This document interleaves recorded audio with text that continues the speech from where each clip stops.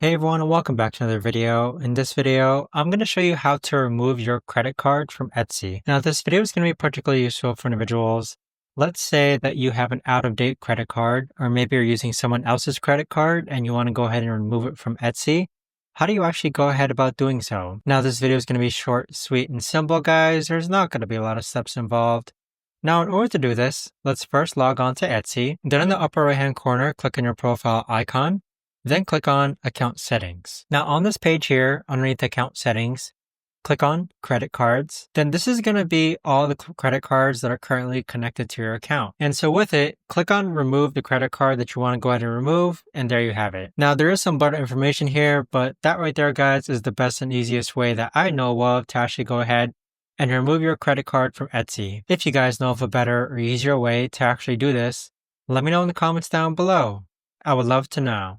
Thanks so much for watching, everyone, and I'll see you guys all in the next video.